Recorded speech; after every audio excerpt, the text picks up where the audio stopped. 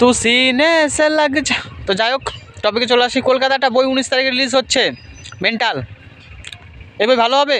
ট্রেলারটা দেখলাম, বইয়ের ট্রেলারটা আমি দেখলাম। এখানে মদন মিত্র কি করছে? আমার একটাই প্রশ্ন, মদন মিত্র এখানে করছেটা কি? এ সিনেমায় চান্স পেলো কীভাবে?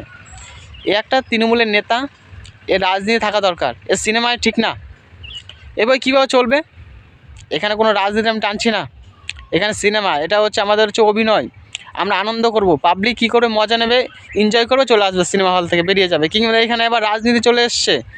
তারপরে আবার মিউজিক কে করেছে? কেশবদের মিউজিক চলে নাকি?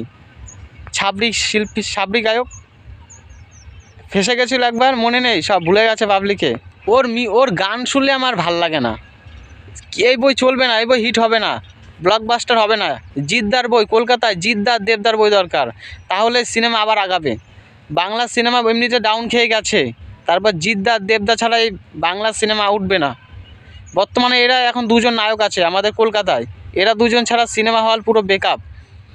আর যে ইয়াস না যশ না কি, এর বই আমি দেখিও নি ঠিকমতো আজ পর্যন্ত। শুধু একটা সিরিয়াল মনে দেখেছিলাম, ওই অরণ্য কি সিরিয়াল, ওটা আগে দেখেছিলাম ওটাই। তাছাড়া এর অভিনয় আমার ভালো লাগে না। আর হচ্ছে নুসরাত, এখন তো হয়ে গেছে পুরো পাটকাঠির মতো রোগা। আগে ভালো ছিল, আগে ভালো লাগতো, এখন আর ভালো লাগে না ওই নায়িকা। আর বাংলায় দেবদাস জিতের মধ্যে মিউজিক জিৎ গাঙ্গুলির বেস্ট। জিৎ গাঙ্গুলি আমাদের এত সুন্দর সুন্দর নাচের গান দিয়েছে, পাগলু থোড়া সা করলে রোম্যান্স, এসব গান দিয়েছে। কলকাতায় জিৎ গাঙ্গুলির অবদান অনেকটা বেশি, অনেকটা। এত সুন্দর সুন্দর গানে মিউজিক দিয়েছে, সব ড্যান্সের গানের মতো মিউজিক দিয়েছে। আর কেশব এই দুদিনের শিল্পী হয়ে মিউজিক দিয়ে নিজেকে অনেক বড় শিল্পী ভাবছে। এর মিউজিক চলে না, এই হচ্ছে ছাবড়ি, এর মানে হচ্ছে ছাবড়ি ছেলে পেলে এইসব ঠিক আছে। এর সিনেমার মিউজিকের মানায় না, মানায় না। আমার রাগ ওইখানে না, আমার এইসব শিল্পী ভালোই লাগে না। জিৎ গাঙ্গুলি, দেব, জিৎ, এদেরকে আমি, এদের ফ্যান, এদেরকে আমি চাই যে কলকাতা আবার সিনেমা হোক, এরা ফিরে আসুক। এদের আমরা চাই যে বাংলা আবার উঠুক, জায়গায় দাঁড়াক। কেননা বাংলা সিনেমা প্রচুর ডাউন খেয়ে গেছে, কেউ নেই বাংলা সিনেমা, এখন দুজনই আছে। এরা ছাড়া সিনেমা চলবেই না, হিটই হবে না, ব্লকবাস্টার হবে না।